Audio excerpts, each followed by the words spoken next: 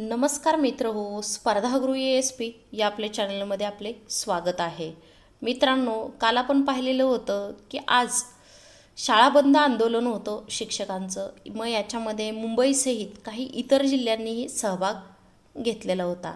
सरासरी सर्व जिल्ह्यांनी आपली जी काही निवेदनं आहेत ती निवेदनं ही सर्व जिल्हाधिकारी असतील, त्या ठिकाणच्या मंत्री असतील तर त्यांना देण्यात आलेले आहेत. तर त्यामधलीच एक बातमी आज आपण इथं पाहणार आहोत. बातमी शेवटपर्यंत पहा, कारण बातमी अतिशय महत्त्वाची आहे. कारण आपल्यासारख्याच शिक्षक बांधवांची सध्या काय स्थिती चालू आहे हे आपल्याला जाणून घेणं नक्कीच गरजेचं आहे. त्यामुळे बातमी शेवटपर्यंत पहा. आपल्या चॅनलवरती नवीन असाल तर नक्की आपल्या चॅनलला सबस्क्राईब करा, कारण आपण TET आणि टेट विषयीचे जे काही कंटेंटचे व्हिडिओज आहेत, म्हणजे एक्झाम ओरिएंटेड कंटेंट आपण आपल्या चॅनलवरती काही विशेष टिप्स आणि ट्रिक्सने घेत असतो की ज्याचा तुम्हाला नक्कीच फायदा होईल. त्यामुळं नवीन असाल तर नक्की सबस्क्राईब करून ठेवा. तर पाहूया आपला आजचा हा व्हिडिओ.